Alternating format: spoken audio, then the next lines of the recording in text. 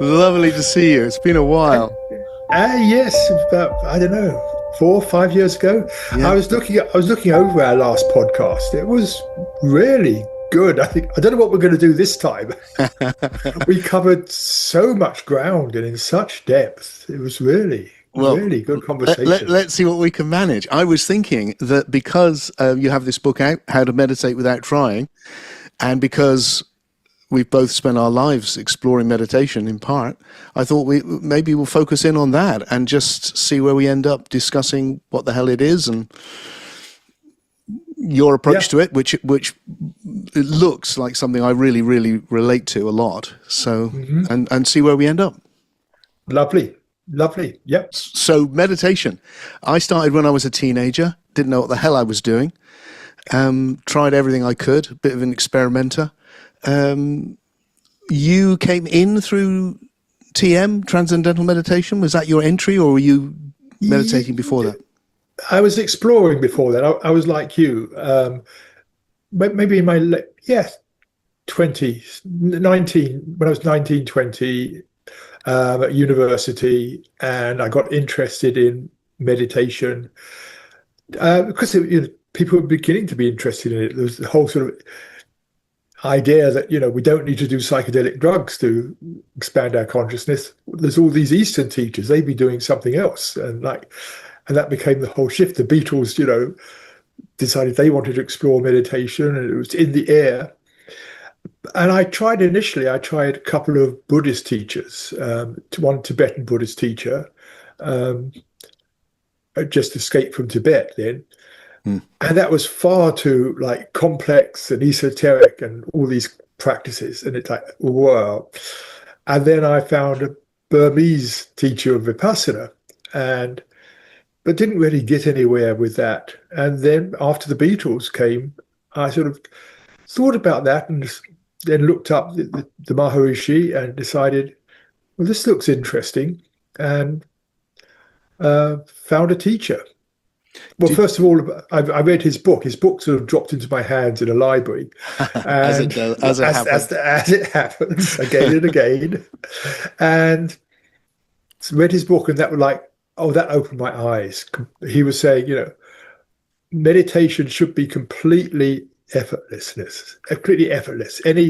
Any attempt, any trying to do something is actually making the mind more active and can make it more tense. Whereas the goal of TM, at least, was allowing the mind to become completely still. And he was saying effort takes you in the opposite direction. So that was there right from the start for you.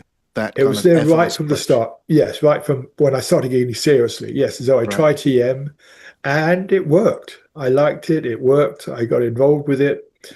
I went out to India, studied with him in India, and became sort of helping to run the TM movement in Britain until I got excommunicated. You got I didn't know that. Oh, how? What? That sounds like a story. Yes, okay. So several things really, but so I wrote a book on TM. That was my first book. I never thought I'd be a writer, never, because English was my second to worst subject at school. Latin was my worst one. English was my second to Mine worst one. too. And, as you may know, I was very much into mathematics, theoretical physics. The only words I ever wrote were QED or something like that. So it was, I did, it just the idea came to write a book on TM because I felt there's a lot of misunderstanding about it. I wanted to set things straight from what I knew. Now, in the book, I started off the first chapter talking about the history of TM, where it had come from, the tradition had come from the Shankaracharya tradition and how that had been held. At that time, the TM movement in America were fighting legal cases because they wanted to introduce meditation into school. And to do that, with the whole separation of church and state here, they had to prove it was not a religion. Ah, So my book, I wasn't excommunicated for that, but my book got basically banned in America by the movement. Although it's still actually one of my best-selling books, trickles away there, trickles away. which what's it called? the TM technique. Oh yeah, yeah, I The know. TM technique. It's 50 years ago this year, probably about 50 Wow, years. It was summer. So 50 years ago this summer, it wow, was 76. It came out. wow. Life. Yeah, So, but then what got me sort of, what got the movement in England riled up a bit was, I think, like any movement, they fall into the idea that this is the way, this is the only way, and if you talk about anything else, you're doing the work of the devil because you're taking people away from the pure track. And that was there in the TM movement. And in a sense, they were saying, this is the best way, the easiest way. And that I would agree with. I mean, there's a lot about it. I totally respect TM, by the way. It's been a practice on and off through my life. It's fed me a lot. But so I wrote a book, and in it, I compared different techniques, right. mentioning them, because I was talking about consciousness. It was actually the book, The Awakening Earth, which came the Global Brain video. Oh, right. But Had a when that huge came impact out, on me, as I think you know. That yeah, video was yeah. huge. So that actually came out in the very early 80s. And in a section of that, I was, talking about raising consciousness and the whole global picture and meditation, and suggested various paths. They didn't notice that I gave more emphasis to TM and things and more reserved about others. But no, I mentioned something else. Right. Um, and other things, like I was doing other things that were just not pure TM. And so it's like, don't speak to him. He's a bad influence. And I think probably a lot of people, with what I'm doing now in meditation, and I'm not teaching TM, I put people still around saying he fell off the tracks years ago. So So yeah, around that time, I was a little bit younger than you, and so I was following through in the wake of people like yourself. And at that time, I would have got into.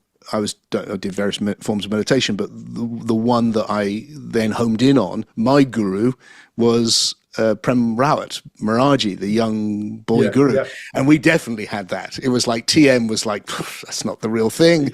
yes, Maharaji's God. I mean, yes, and it yeah, was very much in the air at that time, wasn't it? It was like the Rajneesh people were like, no, this is the real thing. And yes. this is the real thing. And they all had their Indian guru superstar, The who competition, I was guess, you know, who was different. it. Yeah. He was the enlightened one. He was Yeah. the truly enlightened one. Yeah.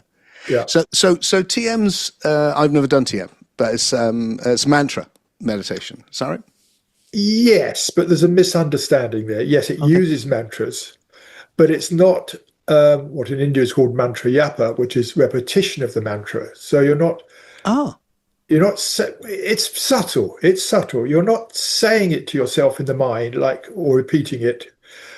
Um, yeah, people do, and this is where I think a lot of the teaching of TM falls down, because people have this idea that you're repeating it, and repeating it, saying it to yourself, or even sub-vocalizing it.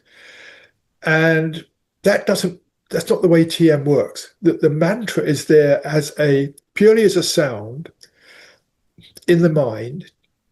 And somewhere when you've wandered off on a thought, you come back to a sound which has no meaning for you, and you just let the attention rest on it. But for me, it's more like listening to it in the mind, in the back of the mind, just listening to it as a sort of faint sound that's there, rather than you actively saying the sound in your mind or well, that's really sub-vocalizing it. interesting. I can kind of get what you. I think I know what you mean by that. Yeah. And I've the never heard idea that. is, because you're not um, following thoughts, the mind will begin to settle down, and the mantra will begin to sort of become mushy or softer, fade away, change. You just let it do that. So you don't try to keep it the same. You just let it be however it is. And the mind will begin to settle down on its own, because you're not stimulating it with more thoughts and more thoughts, or trying to focus on the mantra.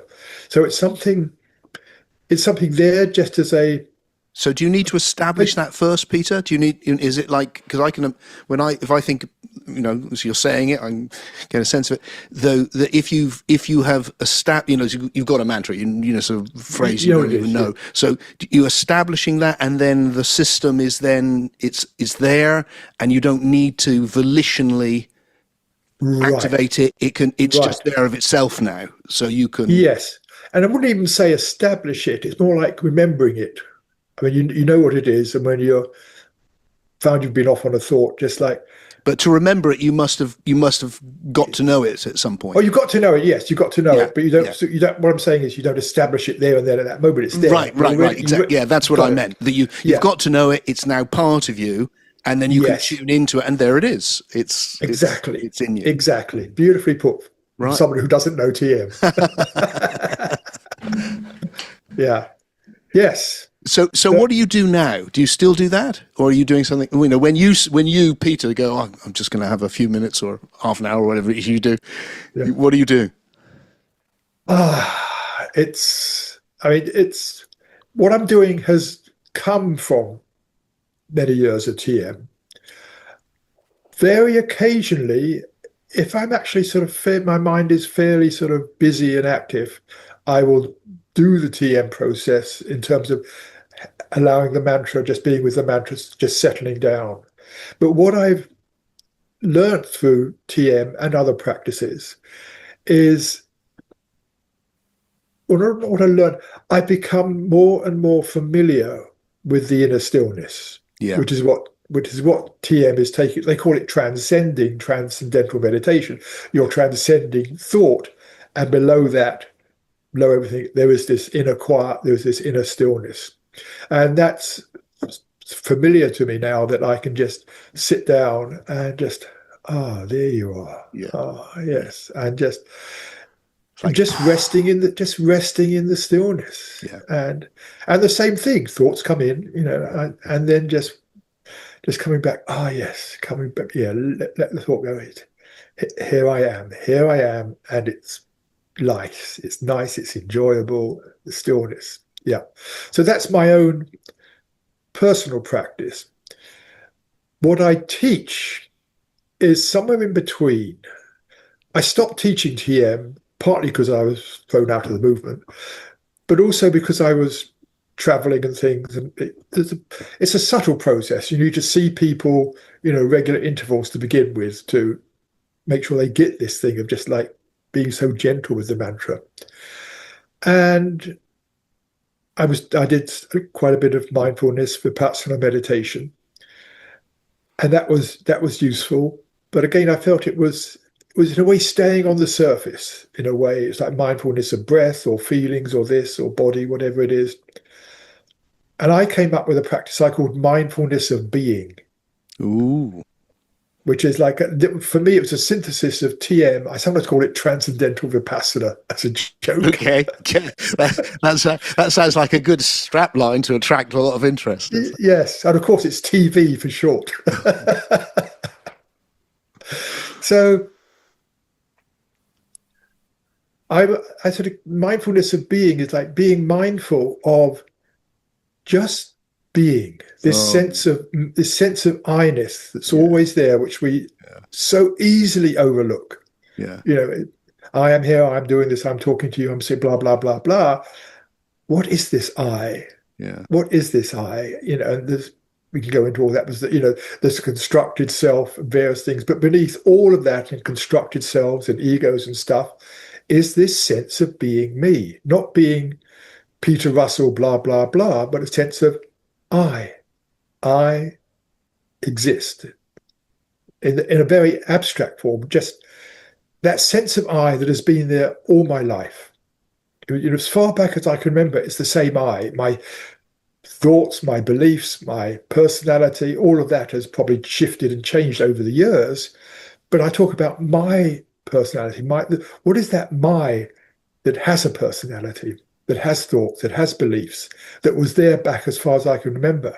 And that to me is the essential self. It has no form or description, but we recognize it, we know it. And in meditation, for me, it's like stepping back and almost in that stillness, but it doesn't need to be in the stillness, just recognizing here I am. And so, and that's a sort of more, non-dual approach. And well, in fact, TM came from a non-dual tradition. And so I felt very aligned with non-duality because it came from an Advaita tradition, although he wasn't calling it that, but it clearly was Advaita. So, and that is about what is the pure self, etc. So Of course, sorry, I've got to interrupt you, Peter. There's just so much there. There's so many things. I want to capture all of them. So the first bit, I kind of want to return to first, which is the experiential thing. Because when you were talking, it was happening to me. It's like, oh yeah, there you go. And I'd like to kind of just sort of compare what happens for me and how that fits with what you're describing. Yeah. And then I suspect, my guess is that you and I probably are experiencing something very similar, from what you're saying, and probably, I think, have a very, very similar approach. Mm-hmm. But also, what's happened to me since the time we first met, at least, is that my understanding of it has completely turned inside out. So I've ended up completely rejecting the non-dual tradition completely. I think it's entirely wrong. And so there, I suspect they'll be like, oh, that's not the same. But just going, so it'd be lovely to do a bit of all of that. But so the first bit you were describing, there's so much there. I'm trying to capture it. All right, let me take it somewhere slightly different and see what you say to this, because it's just interesting to talk about the experience. So what happens? I'm the same. What I teach is different again. What I do myself is I just, because I'm so familiar with it. It's been so many years. Doesn't always happen, but often does. I mean, just you talking about it. Yeah. There was a key moment for me. Does this make any sense to you? I was in my early 20s at university. I hadn't got deeply into the guru thing, but I was meditating and I'd had a lot of spiritual experience, a lot. And then this one day, I was just in a coffee shop, and it was to do with breath. And previously I'd gone on Buddhist retreats and done all that stuff and been told to meditate on my breath, and it always seemed very, very boring. And the message I kind of got, if I'm honest, was it's so boring you'll get enlightened eventually if you can just stay with this. And what happened in that coffee shop was that suddenly to breathe became the most amazing experience. And on and off it stayed with me all my life. And so when you're talking there, that's what starts up, this kind of breath and into this oceanic state, so that for me, it hasn't been a mantra which is there. It's almost like the mantra's the breath. It's just there, but it's not like I'm focusing on it. It comes and gets me. Yeah. Like the whole thing just goes, whoa, and it's utterly pleasurable. As I ran away to I almost became a friar after that experience. I ran away to a friary, and I should have been at university, but I went to a friary, and they all thought I was this incredibly holy sort of student because I spent all my time in the chapel. But I wasn't. I was just sitting there going, "This is so good." And then I'd go and do my service, and then back to the chapel. Whoa, wow, what the hell is happening to me? Yeah. And so that's been a large part of my journey. Does that make any sense to you? Absolutely, yes. I've come to the breath actually more recently. Part of my teaching is the first thing to do in meditation is just like deep sighs. And that just brings us back to here. The mind starts relaxing, the body starts relaxing. So I like it. So that's how I start, and that's how I teach people to start this coming back. So yes, I can appreciate that. I mean, I don't. Probably not the same intensity as you. I mean, I get the profundity of what it was. It's like everything's vibrating. Yeah. That kind of, it's like, and it's an immediate shift. You shifting from a kind of the metaphor I always want to use is sinking. It always feels like. Yeah, definitely. That I use that word often, sinking. Right. Now, it's an interesting thing here. Hold on to all the other stuff you want to talk about. Yes. Let's go where you want to go. You want to make notes for a moment? Yeah. It occurs, the breath, following the breath, being with the breath, occurs again and again and again across nearly all spiritual traditions. And there's something which I think which happens again and again with spiritual traditions is there's a deep insight from a teacher or practice or whatever, which is very, very powerful. And then it starts getting absorbed by the culture of the time, people pass it on, and things get sort of formalized and almost fossilized. And so, where I see that leading to is people saying, well, what you need to do is you need to breathe in for 10 seconds, then hold it, and then breathe out slowly for 15 seconds, and then hold it, and then do this, focusing on the tip of your nose as you do it, sort of stuff.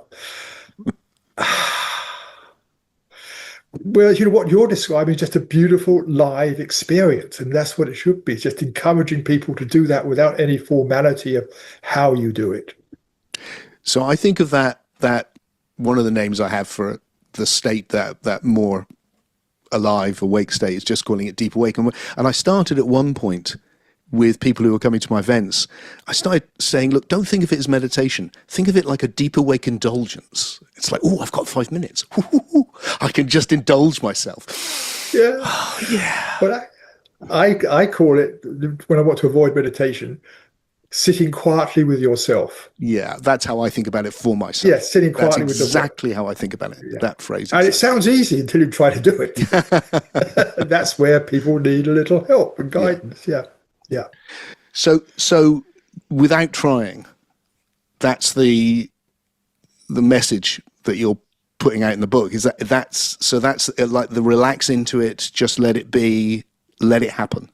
That's the start. That's the basis, and just being present. And then it's like dealing with all the things that get in the way of that. How we approach thoughts, what to do when you're carried away by difficult emotions. Lots of stuff that comes up, how we create inattention for ourselves in meditation, how thoughts do that. So it's a lot of tips and advice on how to just sit quietly with yourself and the challenges that come up. And talking about the stillness, the silence, getting people to recognize that. And also, how to actually have the meditation be more enjoyable rather than a chore. So it's lots of little things. And then moving in the third part, the first part is just called being, just like that. And then it's, the last part's called being. The first part is allowing to be there. Yeah. The second part is all about letting go, so we just sink it more easily. And then I talk about being, and what I was saying about the mindfulness of being, and where we want to have a little discussion. Yeah. What that is, and what is awareness, being aware of that, being aware of being aware, that sort of thing. And so taking people to some quite, for me, deep stuff. So gradually leading them into somewhere else. Yes. So I really relate to all of that, and I've only just received the book, but nevertheless looked at it today and really liked it. So, okay, let's start here.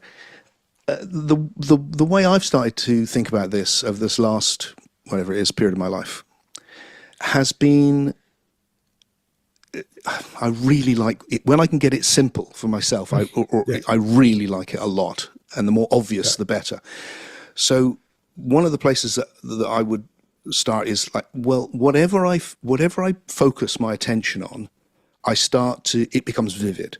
It's like consciousness or conscious focus is high definition processing, taking in all this information, huge amounts of information, and then I'm concentrating on you. And so you're in high definition, but my left foot isn't, but it is now. I've just said left foot. Exactly. And so that with meditation, whether it's meditating on the breath or being conscious of what I would call the oneness of being, or connecting with something greater, the beloved, the big mind, whatever, whatever the focus is, it seems like what the esoteric traditions are teaching, what they stumbled on was, what if you can focus and then hold your focus, which doesn't have to be a blur thing, but you can. I often say, let it gently just sit with the focus.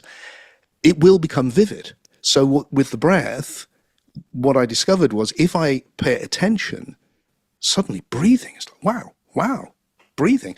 Or just being the body, or feeling the air on your skin, or anything. Yeah. That it just becomes very, very vivid. And my state, or one state, starts to just transform because you're choosing to shift through that ability to make something vivid. Yeah. Yeah. And I think for me, meditation is all about attention. Yeah. And attention for me is a fundamental aspect of consciousness that doesn't come up much. But for me, it's like, as you say, when you focus on something, I call it the spotlight of consciousness. Yeah. Attention is a spotlight, Now it's on you and this screen, but as you say, it could be my left foot or whatever. And the role of attention is to do that, is to bring something into focus so that you can explore it, whatever. And yes, it's fundamental to me. Attention is part of consciousness. However, and I get what you're saying about things becoming more lucid. Yes, vivid. I think is the thing. Vivid. Sorry, more like high definition. And the more it becomes so that for instance, if I focus on that kind of oneness of being, it's not very vivid most of the time. But if I focus on it, suddenly it becomes more and more and more and more until your attention is filled with it. Yes, exactly. Where I differ slightly is in the practice. Uh-huh. And what I found is how the attention, where you're doing it deliberately, it can become focused, and it begins to get a bit of tension in the attention. Okay. And so for me, it's like in the meditation, it's like checking back. Like, could my attention be more relaxed? Could my attention be softer? Could it be gentler? I love that. And when I do that, it's like I'm just dropping back into that being, because the focused attention is actually taking me away from just that stillness of being. And so one of the practices I suggest is, when you're in a meditation and it's quiet, you're having certain amount of depth in meditation, is just to pause and just check, could my attention be more relaxed? And sometimes nothing happens. Other times it's like, oh, yes. Because it automatically gets tense, because we tend to focus. It's the natural thing to want to focus the attention. I think you've hit something fantastic there. I'm really, that's very helpful, because I feel because for me personally, I don't sit down and focus my attention. I never do that. Right. I sit down and I move into a different state, and the breath will often be the breath that leads me into it, but I don't stay with the breath. It feels like for me, I'm kind of an explorer. It feels like, it's like, what's this now? And it's just, but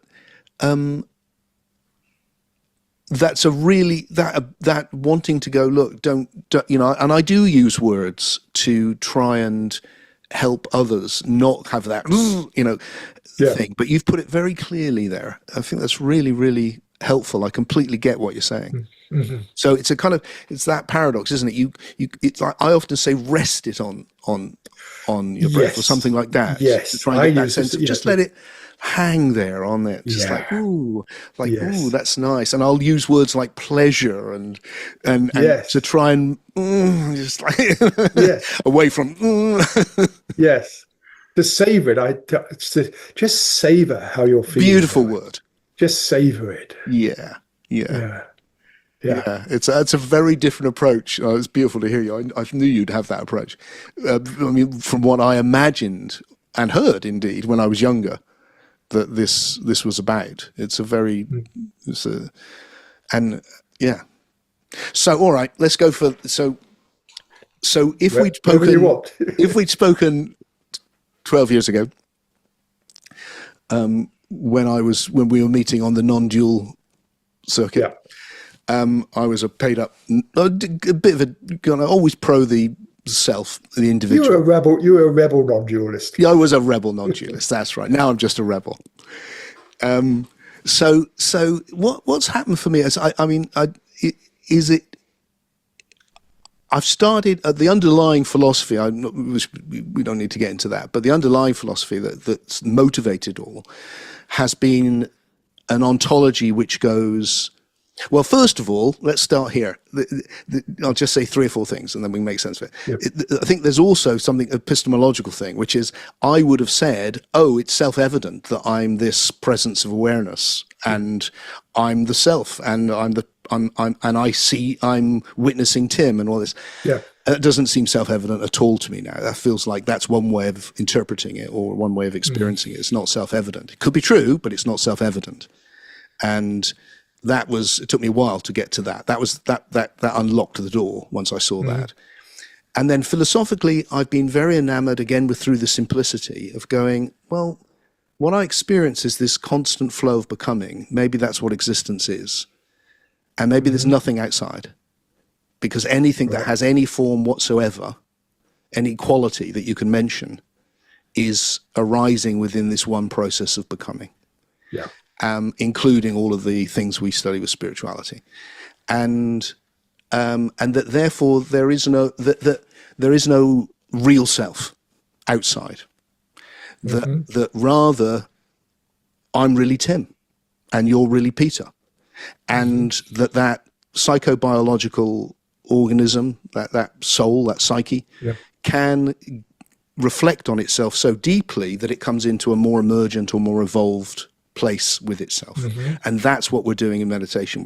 And of course, so the idea that you must be separate from yourself in order to see yourself seems now to me, I don't know why I would have thought that. I can look at my hand. I don't need to be a separate thing to look at my hand. My body looks at my hand. They're the same thing. And that my psyche or soul can reflect on itself. And in doing so, comes into this deeper relationship with itself and this...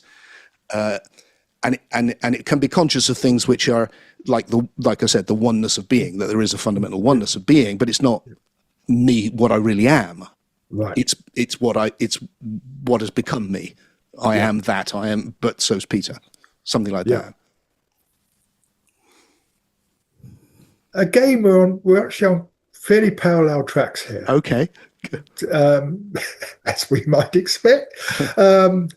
Firstly, I've given up all philosophy. I don't know what the hell is going on.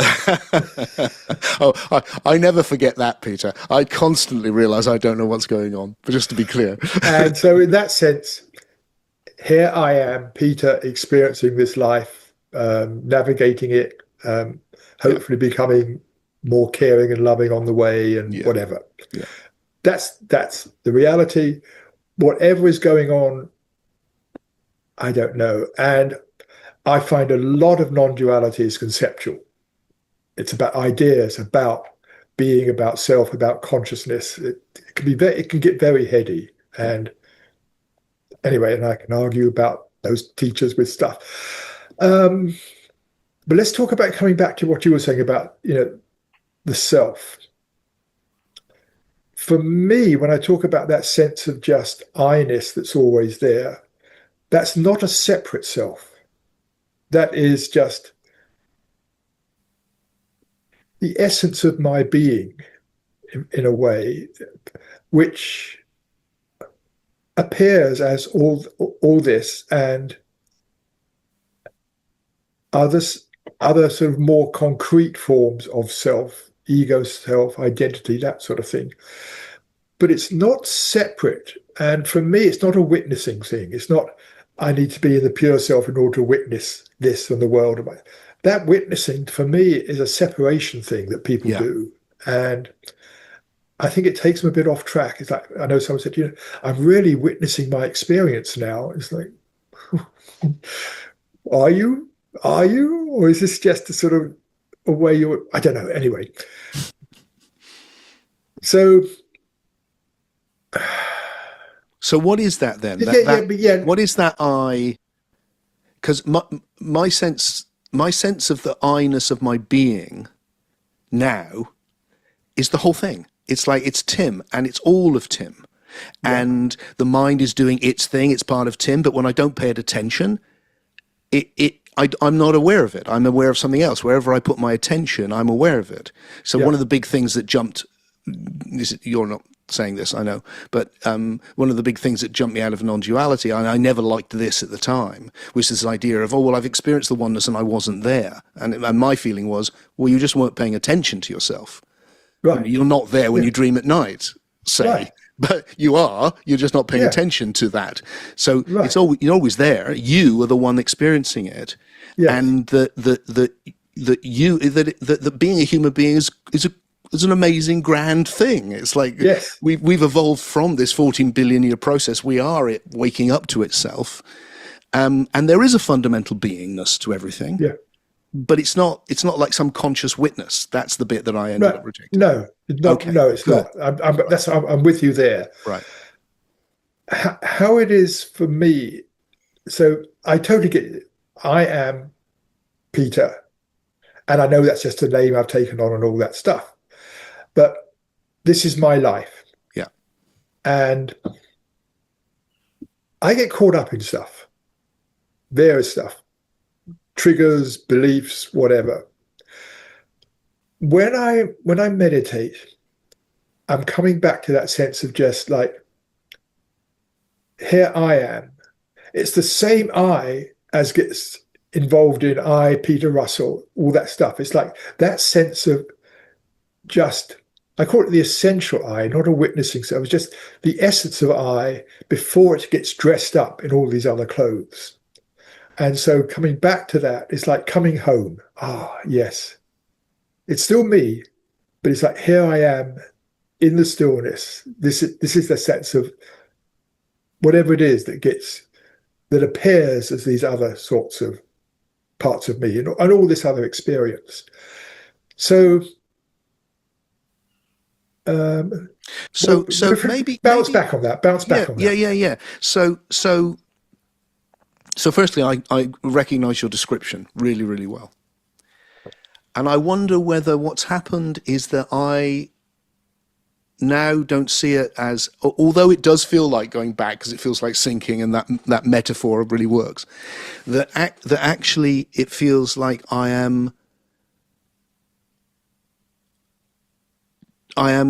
coming into a more emergent state, not a more foundational state, something more emergent, something more that's when Tim touches something which is the best of Tim, more than that he can normally, is in. And when I have those moments, I can pay attention to it, and I limit everything, all the things which distract me, all the things which need my attention. I let that all go, and then just I'm aware of it, and that enables me to come into this remarkable, lovely state of being appreciative of life and existence. And the mere fact that I'm conscious of being is enough. Or just enough, like the breath thing, the same. Just breathing is enough. That was the big revelation for me in my first year of just withdrawing into meditation. Was like, wow, it's enough just to breathe. I'm, even in prison, I could do this. That kind of freedom. Right. But that's a very emergent state. It's something I've evolved into rather than something which has been covered up.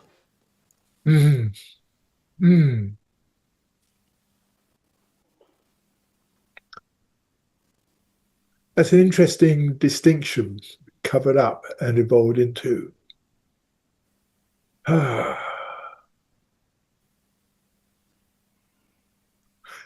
As I reflect upon that, I get what you mean about evolving into, because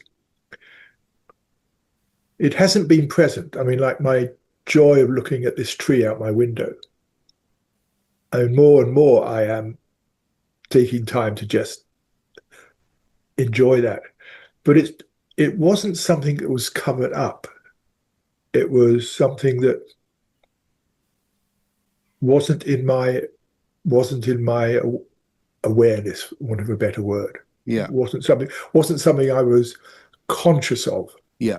And so in that sense, I can see what you mean by it's an emergent thing. Yeah. Yeah. Yeah. Yeah. Yeah. Good. Well, we're talking about. Do you find this as well? I bet you do. When I talk about it, it just instantly starts happening. And I went on this is just a silly story, but I got invited on a weekend in Tuscany for academics discussing rational mysticism. It was great. It was really, really good. But every time we started talking about it, it was like it was happening. So it was like they were all talking about some abstract thing. It was like, well, it's an experience, and you can step into it, and it's very close and very real. And so, where do you see all that going for you personally, Peter? Now, how old are you, Peter? I am the ripe old age of 80 now. Fantastic! You look really good. Thank you. You sound really good too. You're sharp as ever. Pretty much, not quite. I notice, I'm beginning to notice these. Yes, not quite as sharp and bit creaky in the knees. Yeah. But that's my fault. I'm getting that already. I mean, I can feel the difference. It was just going to say, turning 80 was the best big O ever had. It's like something to really celebrate. Before 70 was like, oh, I'm really getting old now. Yeah. Like, here I am, alive, pretty healthy, looking after myself, living in a wonderful place, good friends, basically content in life, not striving to get anywhere. 80 is wonderful. Fantastic. And something to really celebrate. Oh, wow. So, yeah. I know. So do you think, I can use that as a springboard for the question I want to ask you, which is about death. So, and meditation, because that's what we're talking about today. So I often hear mainly younger people talking about conscious dying. And having been with quite a few people who've died now, it always feels like, yeah, maybe. I remember visiting my mentor, who was a beautiful Franciscan friar, one of my mentors, who had a stroke, and it was just it wasn't like that. And then other people I've known have had magnificent deaths, and it's been fantastic, but it does seem to be a bit arbitrary.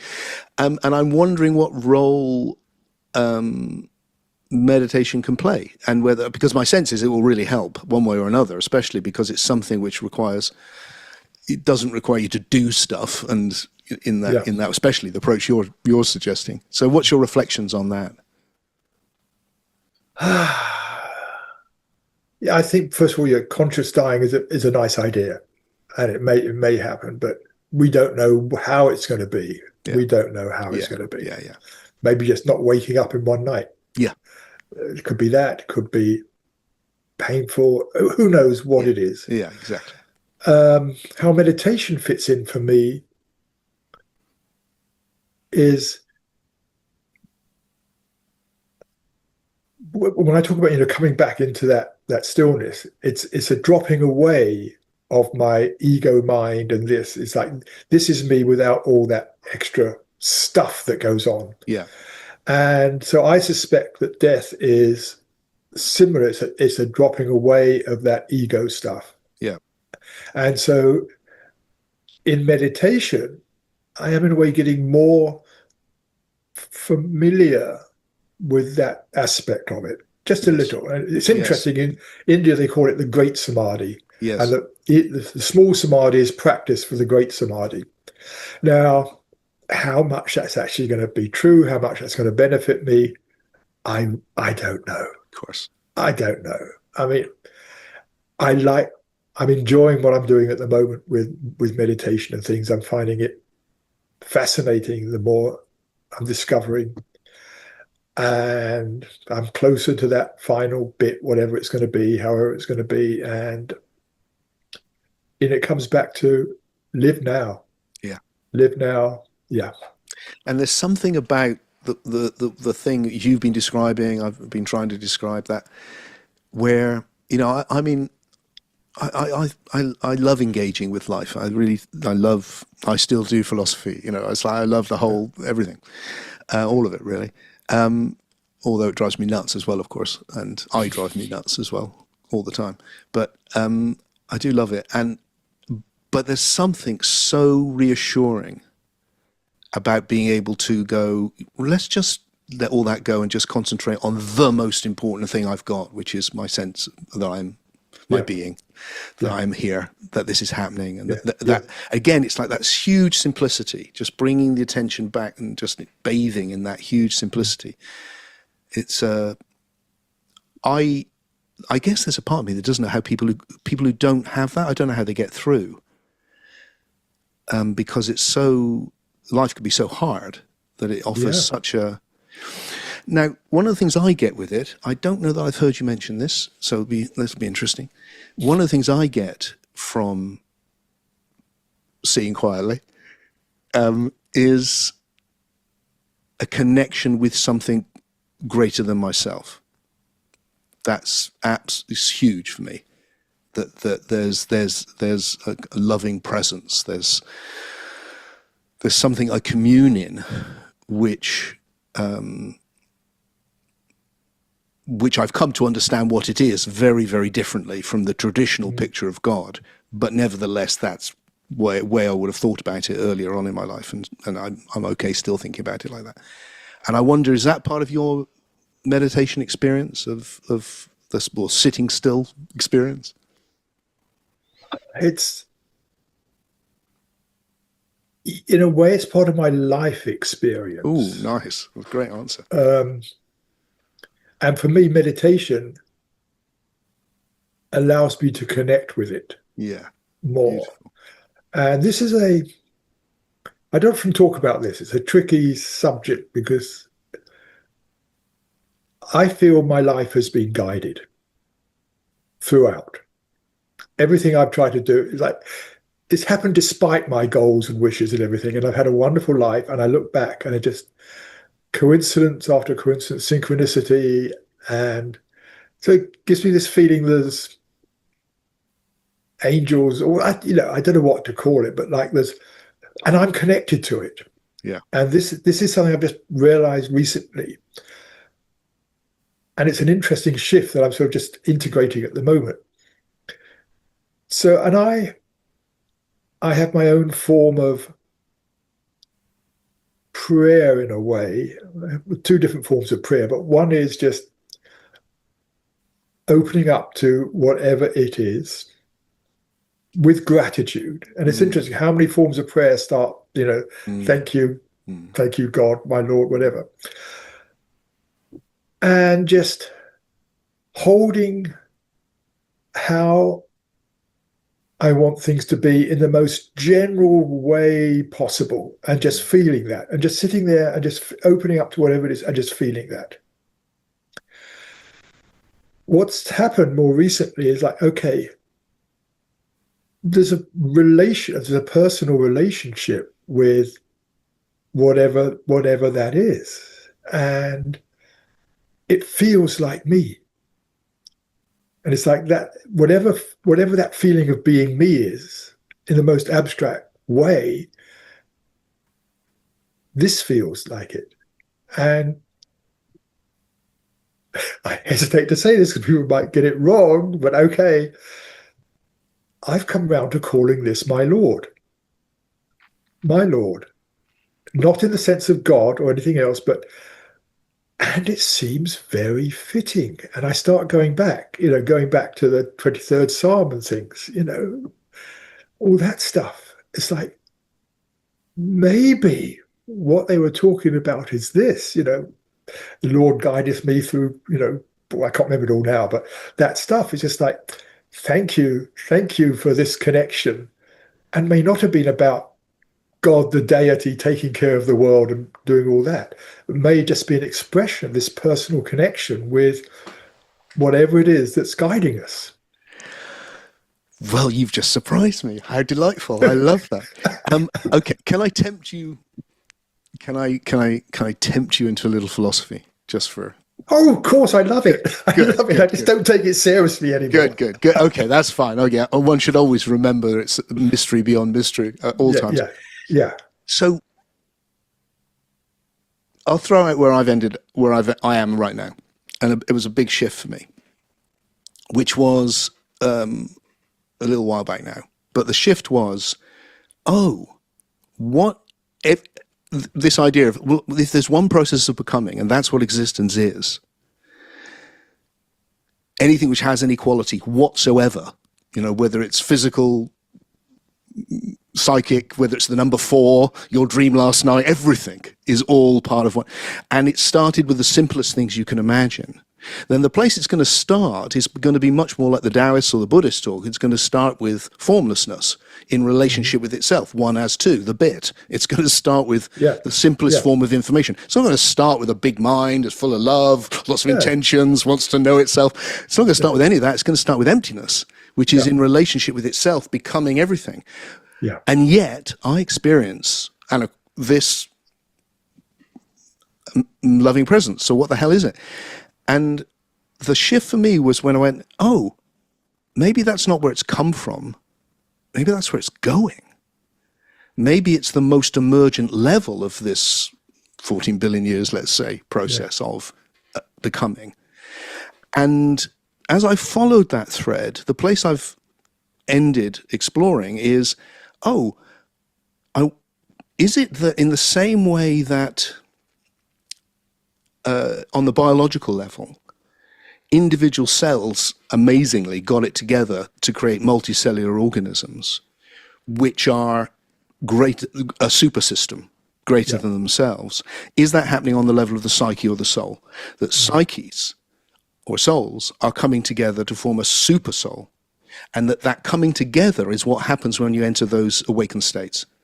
And so what's happening is you go into those states in that meditation and you're starting to commune with something which itself is the communion of souls. That's what it is, which is why it feels like, it's kind of me, or I'm part of it, because you are. And you touch it and you fall away and you come back. And but the big mind, to use the Zen thing, is made up of a lot of little minds. It's like, and that's what's happening. And then this one last thought, and then I want your response. And where that led me was going, and the secret of the multicellular organism is that all the cells are doing their own thing. They're not all the same. I'm not just a big pile of, I'm not a slime mold, They're all differentiated and individual.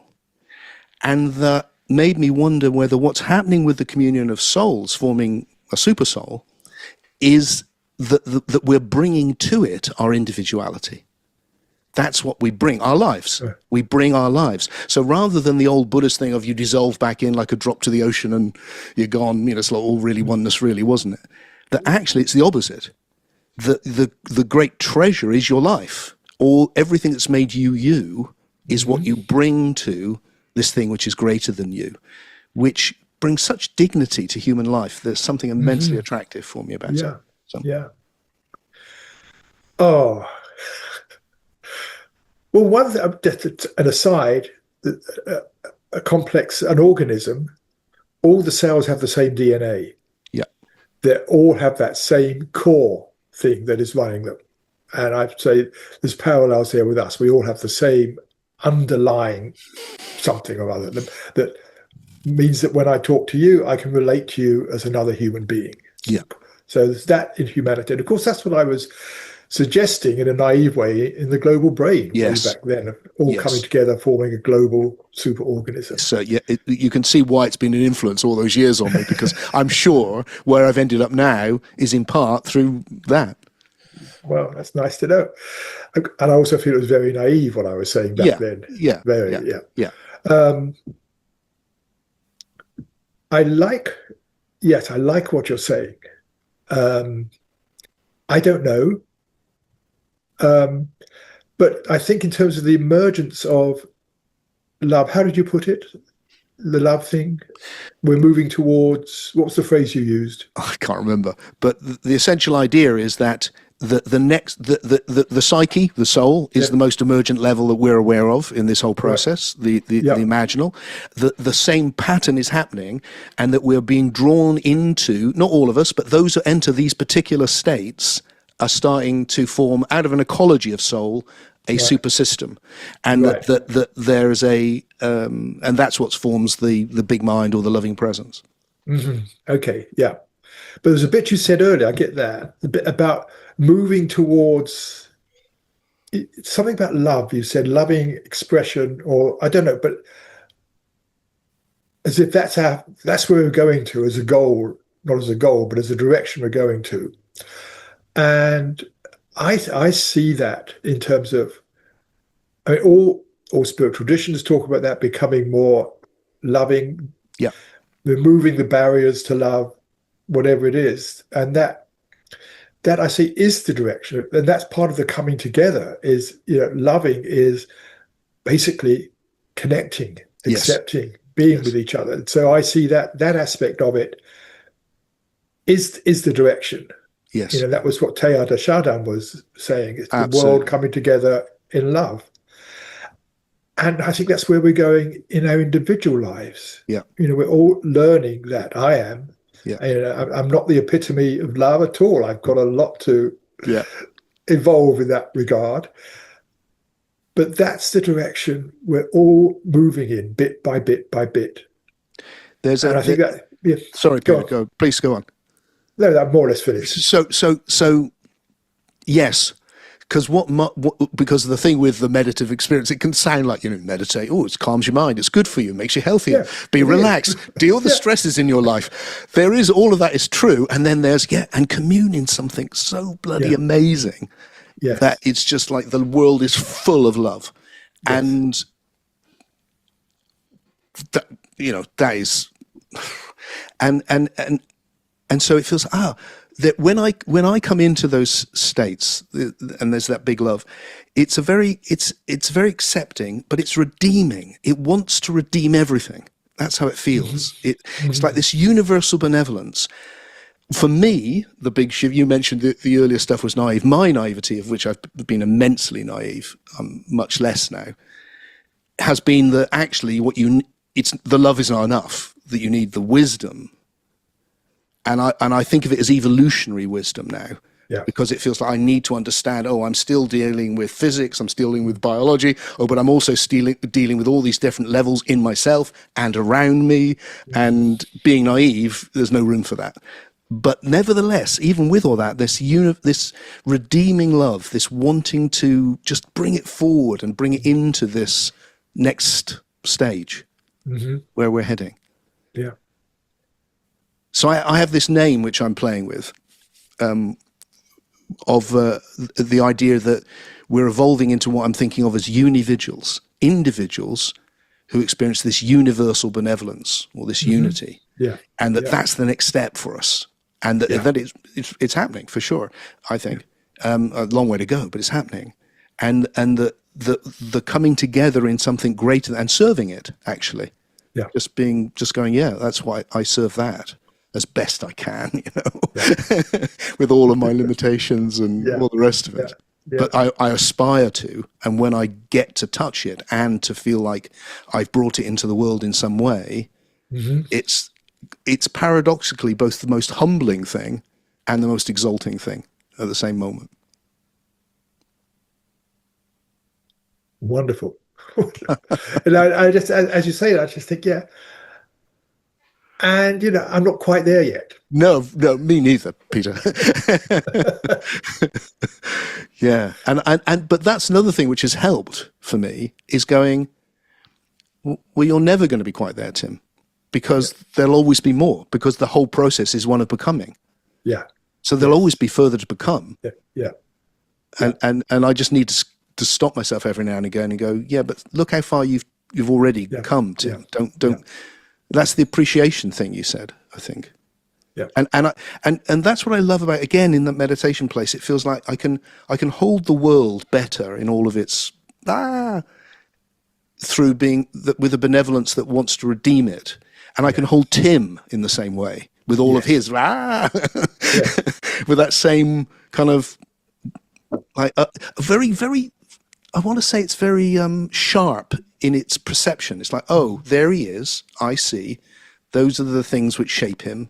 That's where, and yet there's this redeeming love as well. Yeah. Yeah.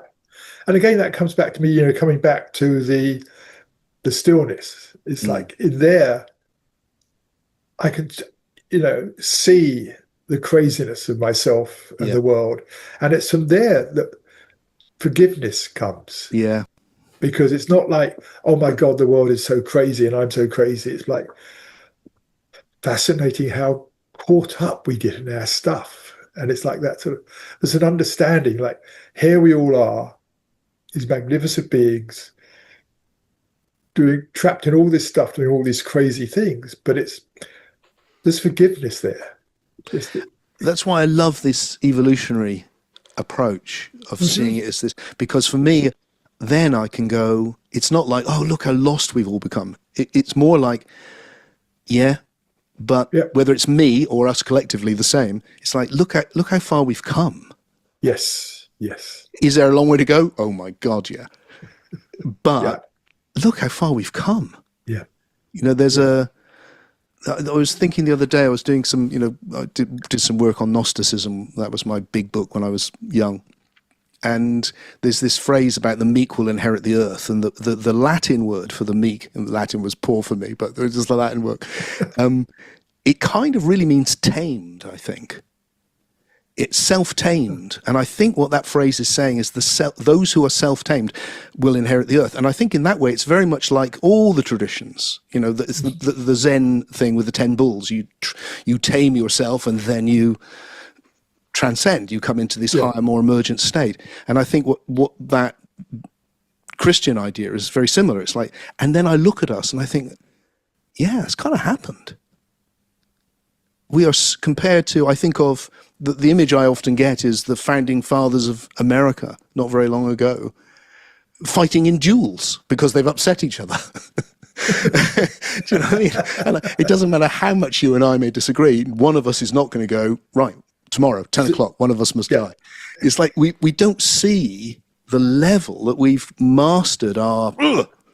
We have not completely by any means, but that movement and that appreciation of how far human beings have come, how individualized we are, how much better at reflection we are. And just how widespread what we're talking about has come over the last 50, 60 years. Yeah. I mean, so much what we're talking about couldn't have talked about back then.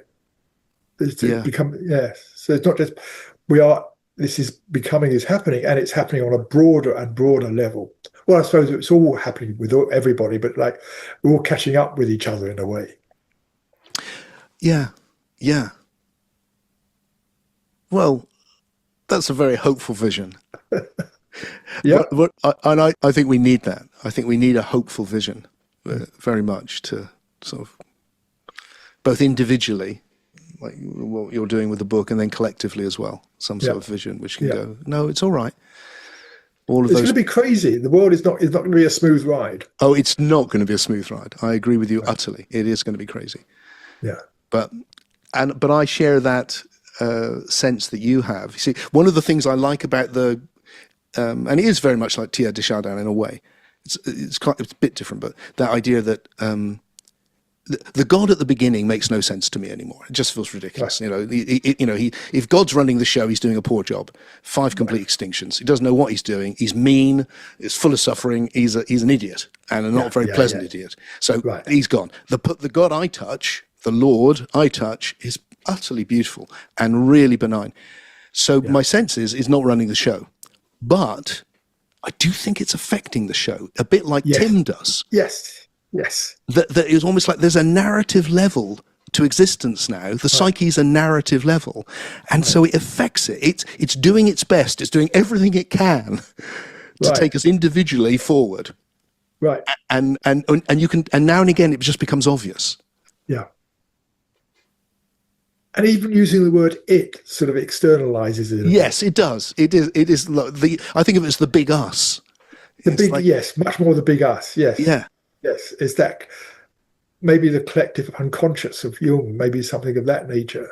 Yeah, my sense with Jung is what he was looking at was where it was coming from, like the collective memory of all the psyche, and then it's kind of moved up into this more like perhaps what he meant by the self, but that kind of and that it does play a role, like you said. It engages in your life. That's the thing. Yes, it's like it's not running the show, but it's like oiling the show, Oiling the show. Very nice. lubricating the show. Yeah. Yeah. Little tweak here, but it's not it. It's like we don't have the right words for it. When I did a Buffo experience a few years ago, and I don't know if you done one of those. No, I haven't. No. I mean, for me, I was just catapulted into nothing but light for however long it was. It was God. It was just utterly, utterly, utterly, utterly sublime. I've never had anything like it. It was quite extraordinary on that level, and it changed me very profoundly. But when I came back and it kind of lasted, that sense of this, I had a real sense that whenever I turned to what you call the Lord, whenever I turned to that with, help me with this or thing, it just felt like it was helping me. Yeah.